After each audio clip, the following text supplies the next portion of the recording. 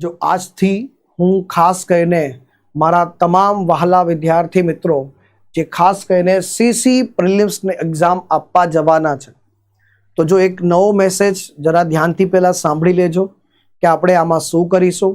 CC prelims સ્પેશિયલની વાત કરી રહ્યો છું આની અંતર્ગત, જેમાં આપણે ગુજરાત પાક્ષિકને વ્યવસ્થિત રીતે કવર કરતા રહીશું ડેલી બેઝિસ ઉપર. એટલે ગુજરાત પાક્ષિક તમને બધાને ખબર છે દર 15 દિવસે આવે છે. આખું ગુજરાત પાક્ષિક વાંચવા જાઓ તો થોડુંક અઘરું પડતું હોય છે, દરેક વિદ્યાર્થી મિત્રો માટે અઘરું પડતું હોય છે. તો આપણે એક નવો ઇનિશિયેટિવ તમારા માટે હું લઈને આવ્યો છું કે જેમાં આપણે ગુજરાત પાક્ષિકમાંથી 3-4 પેજ 5-6 પેજ આપણે કવર કરીશું, જે પરીક્ષા માટે ખૂબ કામનો હોય સાહેબ. હે, પરીક્ષા માટે ખૂબ કામનો હોય સાહેબ, એવા મુદ્દાઓને કવર કરીશું. તો આ ઇનિશિયેટિવ પહેલા તો તમને કેવું લાગ્યું ભાઈ? અને આમ બી ગુજરાત પાક્ષિક તો ખાલી સીસી પ્રિલિમ્સ માટે નહીં, પણ ગુજરાત પાક્ષિકનું જે કરંટ અફેર્સ છે એ તો સાહેબ બધી જ પરીક્ષાઓ માટે મહત્વપૂર્ણ હોય છે, કોઈ પણ પરીક્ષા માટે મહત્વપૂર્ણ છે સાહેબ. અને આ તો મસ્ટ અને કમ્પલસરી બધાએ કરવાનો હોય છે, હે ને? મસ્ટ અને કમ્પલસરી બધાએ કરવાનો હોય છે. આ ઇનિશિયેટિવ જો તમને સારો લાગ્યો હોય તો એક વખત લાઈક અને શેર કરી દો, દબાઈને લાઈક અને દબાઈને શેર કરી દો ફટાફટથી. તો જે છે આપણે કન્ટિન્યુઅસલી ડેલી લેક્ચરમાં તમને કરાવતો જઈશ, એટલે કે સાહેબ તમારી જે છે સમસ્યાનું સમાધાન અને તમામ પ્રશ્નો કવર થઈ જાય, એક પણ પ્રશ્ન છૂટે નહીં. ફટાફટથી એક વખત લાઈક અને શેર થઈ જાય તો હું માનું કે તમને આ ઇનિશિયેટિવ ગમ્યું છે સાહેબ. તો સીસી પ્રિલિમ સ્પેશિયલ વિદ્યાર્થી મિત્રો ગુજરાત પાક્ષિક આપણું સરસ મજાનું.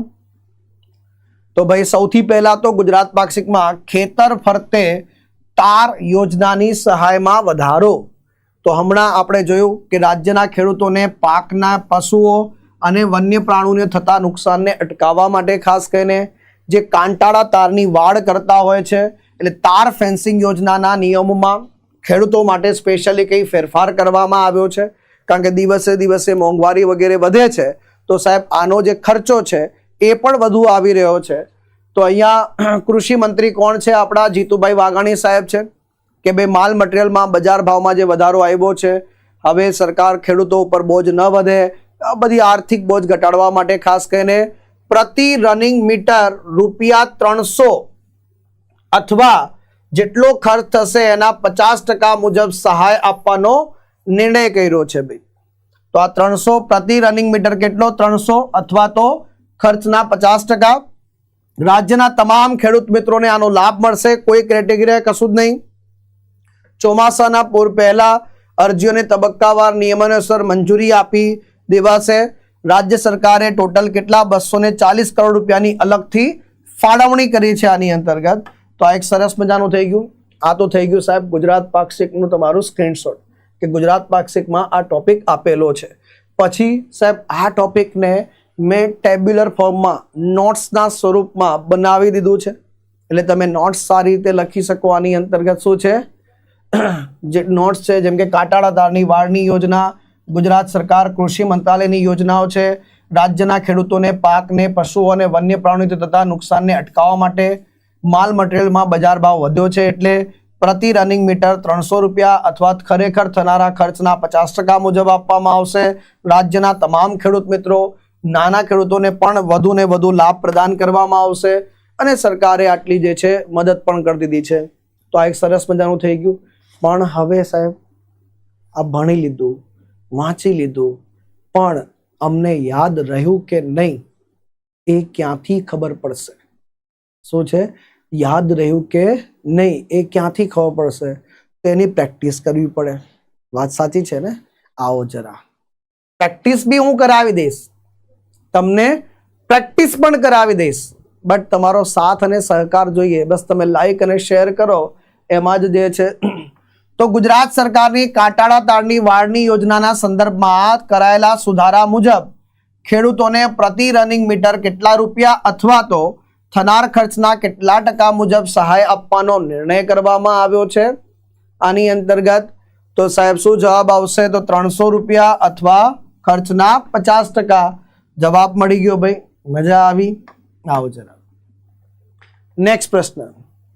ગુજરાત સરકાર દ્વારા ખેડૂતોના પાકને વન્ય પ્રાણીઓ અને પશુ બચાવવા માટે કુલ કેટલા રૂપિયાની નાણાકીય ફાળવણી કરવામાં આવી છે? 150 કરોડ, 240 કરોડ, 300 કરોડ, 450 કરોડ. કયો જવાબ આની અંતર્ગત સાચો આવશે? 240 કરોડ રૂપિયા જવાબ સાચો આવશે મિત્રો. તો ગયમું ઇનિશિયેટિવ. પહેલા ગુજરાત પાક્ષિકનો સ્ક્રીનશોટ, ગુજરાત પાક્ષિકનો આખો સ્ક્રીનશોટ, પછી એની નોટ્સ, એ જ ટોપિકની નોટ્સ, અને પછી એના MCQ, એટલે કમ્પ્લીટ ટોપિક સંપૂર્ણપણે તૈયાર થઈ જાય. એક વખત વ્યવસ્થિત રીતે અધ્યયન કરો એટલે આ ટોપિક બીજી વખત વાંચવો પડે નહીં. એક જ વખતમાં આનું કામ ખતમ, કામ તમામ કરી દઈએ, એક જ વખતમાં કામ ખતમ. આવી રીતે મારે તમને ભણાવવું છે. બસ મારે તમારા જોડેથી જોઈએ છે સાથ અને સહકાર. શું જોઈએ છે? મને તમારા તરફથી જોઈએ છે સાથ અને સહકાર. સાથ અને સહકારમાં શું છે? વધુમાં વધુ લાઈક અને વધુમાં વધુ શેરિંગ. આપણા જેટલા પણ મિત્ર વર્તુળ ગ્રુપ છે કે ભાઈ સ્ટેટસ છે કે અલગ અલગ સોશિયલ મીડિયા સ્ટેટસ છે, ત્યાં ટેગ કરો ભાઈ, મને ટેગ કરો ભાઈ, ત્યાં મૂકીને મને બી મજા આવશે આની અંતર્ગત. ચાલો, ત્યાર પછી ગુજરાત વાયર ફ્રી સિટી મિશનને મંજૂરી આપવામાં આવી છે. આ પહેલા તો સ્ક્રીનશોટ થઈ ગયો.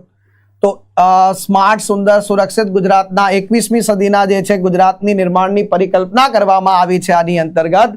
તો વાત કરીએ સાહેબ, ગ્રીન અને સ્માર્ટ સિટી મિશનના વિઝનને મજબૂત બનાવવા માટે ગુજરાત વાયર ફ્રી સિટી મિશનને મંજૂરી આપવામાં આવી છે ભાઈ. આમાં Gujarat wire free city mission, જેમાં 2030 ને લક્ષ્ય વર્ષ બનાવવામાં આવ્યું છે. લક્ષ્ય વર્ષ કયું રાખ્યું છે આની અંતર્ગત? તો 2030 રાજ્યના તમામ શહેરોને વાયર ફ્રી બનાવવામાં આવશે સાહેબ. આ મિશનના પ્રારંભિક તબક્કા માટે શું પહેલો તબક્કોની વાત કરી છે? 500 કરોડની જોગવાઈ કરવામાં આવી છે. રાજ્યની તમામ, પહેલા તબક્કામાં રાજ્યની 17 મહાનગરપાલિકાઓ અને 151 નગરપાલિકાઓ જે પસંદ કરવામાં આવી છે એની અંતર્ગત આવશે. આમાં શું કરવામાં આવશે? શહેરોની અંતર્ગત ધરાવતા જે ઓવરહેડ વાયર છે ઉપરવાળા, એ નેટવર્કને સંપૂર્ણપણે અંડરગ્રાઉન્ડ એટલે ભૂમિગત કેબલ નેટવર્કમાં પરિવર્તિત કરવામાં આવશે. આનો લાભ શું થશે ભાઈ? વાવાઝોડા જેવા કુદરતી આફતો આવે ત્યારે વાયર તૂટવાની, શોર્ટ સર્કિટ થવાની જે સમસ્યા છે એ સમસ્યાનું સમાધાન આમાંથી આપણને મળી શકશે મિત્રો આની અંતર્ગત.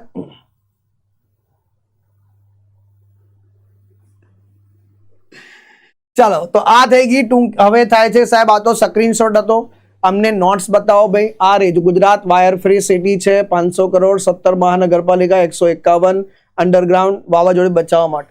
સટાસટ જે છે ફટાફટ નોટ્સના જરીએ આખું રિવિઝન થઈ ગયું. આખા ટોપિકને મગજમાં આપણે બેસાડી લીધો. ડન છે? પ્રશ્ન આવી જાઓ ભાઈ, અહીંયા આવો જરા. અહીંયા આવો ભાઈ, એ બધાને જવા દો. એવા લોકો તો આવતા રહેશે, જતા રહેશે. તમારે પાસ થવાનું છે, મેરિટમાં પીડીએફમાં આવવાનું છે ને. અહીંયા આવી જાઓ ભાઈ. તાજેતરમાં ગુજરાત સરકાર દ્વારા મંજૂર કરાયેલ Gujarat wire free city mission હેઠળ રાજ્યના તમામ શહેરોને કયા વર્ષ સુધીમાં તબક્કાવાર વાયર ફ્રી બનાવવાનો લક્ષ્યાંક નક્કી કરવામાં આવ્યો છે? તો કયું વર્ષ છે લક્ષ્યાંક વર્ષ? અરે વાહ, વર્ષ 2030 સુધીમાં. ક્યા બાત હે. ગુજરાત વાયર ફ્રી સિટી મિશનના પ્રારંભિક તબક્કા માટે રાજ્ય સરકાર દ્વારા કેટલા કરોડ રૂપિયાની બજેટ જોગવાઈ મંજૂર કરવામાં આવી છે? કેટલા કરોડ રૂપિયાના બજેટ જોગવાઈ મંજૂર કરવામાં આવી છે? 250 કરોડ, 350 કરોડ, 500 કરોડ કે 750 કરોડ મિત્રો? કયો જવાબ આની અંતર્ગત સાચો આવશે? તો ભાઈ 500 કરોડ રૂપિયા મંજૂર કરવામાં આવ્યા છે. Gujarat wire free city mission અંતર્ગત રાજ્યના કયા કયા શહેરી વિસ્તારોને આવરી લેવામાં આવશે મિત્રો? કયા કયા શહેરી વિસ્તારોને આવરી લેવામાં આવશે?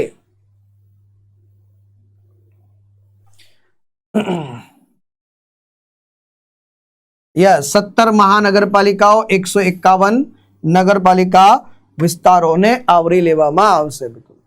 અને ગુજરાત પાક્ષિકનો ત્રીજો અને મહત્વપૂર્ણ ટોપિક છે, જરા નજર કરજો. દેશમાં સૌ પ્રથમ વખત, આખા દેશમાં પહેલી વખત ગુજરાતમાં સર્વિસ કમિશનરેટની રચના, સ્થાપના કરવામાં આવી રહી છે. આખા દેશમાં સૌ પ્રથમ વખત સર્વિસ કમિશનરેટની સ્થાપના કરવામાં આવી રહી છે. તો રાજ્યની અંતર્ગત ગુજરાતમાં સર્વિસ સેક્ટર, હવે સર્વિસ સેક્ટર એટલે સેવા ક્ષેત્રને પ્રાધાન્ય આપવાની વાત થઈ રહી છે. એના માટે સર્વિસ કમિશનરેટની રચના કરવાની, એના માટે એક સર્વિસ કમિશનરનું પદ બનાવવામાં આવી રહ્યું છે. આ કમિશનરેટ મુખ્યત્વે સેવા ક્ષેત્રમાં કોનું?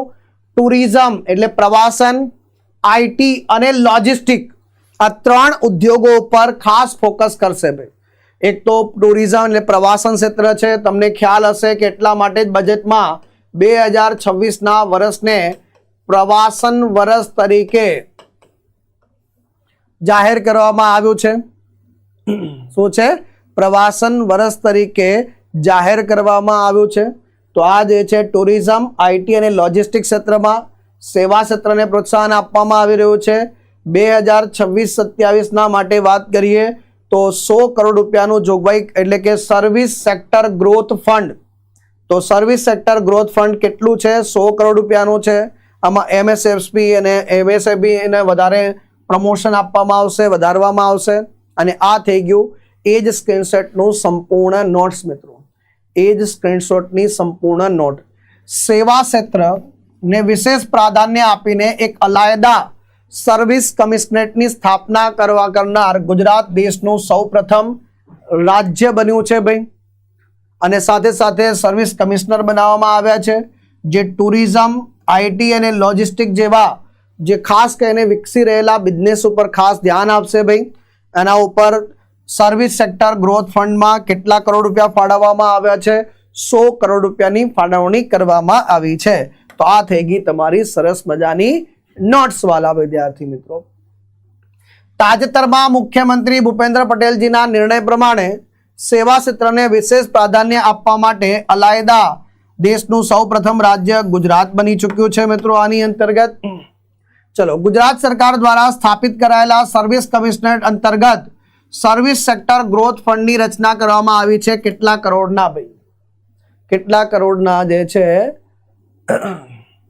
તો જવાબ આવશે આની અંતર્ગત 100 કરોડના સાહેબ.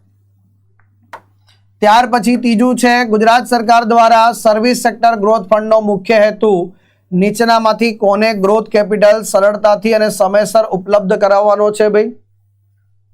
તો ખાસ કરીને સેવા ક્ષેત્રમાં રહેલા એમએસએમઈસ અને સ્ટાર્ટઅપ્સને સૌથી વધારે આગળ વધારવાનો છે સાહેબ. આની અંતર્ગત આ ઉદ્દેશ્ય સાથે આગળ વધી રહ્યું છે. તો આ છે આપણો નવો ઇનિશિયેટિવ. ખાલી સીસી પ્રિલિમ્સ નહીં પણ સીસી પ્રિલિમ્સમાં વધારે મહત્વપૂર્ણ છે. દરેક પરીક્ષા માટે ગુજરાત પાક્ષિક એટલું જ મહત્વપૂર્ણ રાખે છે. તો ગુજરાત પાક્ષિકનો એક નવો ઇનિશિયેટિવ ડેલી આપણે ગુજરાત પાક્ષિકમાંથી જે મહત્વપૂર્ણ ડેટા છે આવા 3-4 ડેટાને ડેલી કરીશું. રોજે રોજ ટીપે સરોવર ભરાય છે. શું છે? ટીપે સરોવર ભરાય મારા વહાલા વિદ્યાર્થી મિત્રો. આ રીતે આપણે ડેલી કવર કરીશું ભાઈ. મજા આવી છે ને દરેક માટે? ને ગુજરાત પાક્ષિક તો બધાએ કમ્પલસરી કરવાનું હોય છે.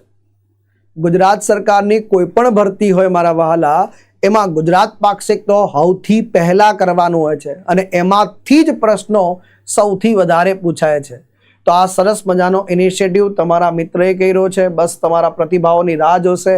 આજે લેક્ચર પૂરો થઈ ગયા પછી પેલું કોમેન્ટ સેક્શન હું ખોલીશ અને આજે કોમેન્ટ સેક્શન જોવા બેસીશ કે આ ઇનિશિયેટિવ આપને કેવું લાગ્યું છે મિત્રો.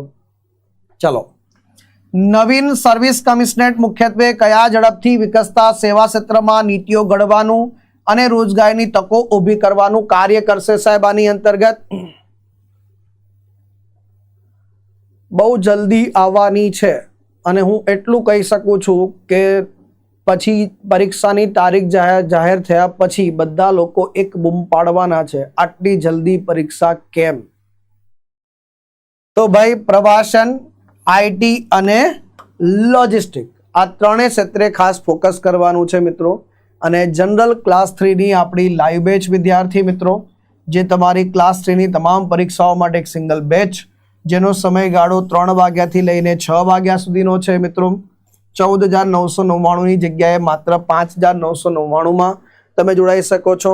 ભાઈ સીસીની તૈયારી કરતા વિદ્યાર્થી મિત્રો, જો તમે સીસીની પ્રિલિમ્સ પરીક્ષાની ખાસ ટાર્ગેટ લઈને ચાલી રહ્યા છો, ગ્રુપ એ અને ગ્રુપ બી બંને હોય, તો તો એમના માટે પણ આપણે ફાસ્ટ ટ્રેક બેચ લોન્ચ કરેલી છે, જેની ફીસ 9,999 છે, પરંતુ 3,999 તમે આમાં જોડાઈ શકો છો મિત્રો. આના માટે વેબ સંકુલ લાઈવ એપ્લિકેશન તમારે ડાઉનલોડ કરવાની રહેશે, ત્યાં જઈને તમારે જોડાવાનું છે.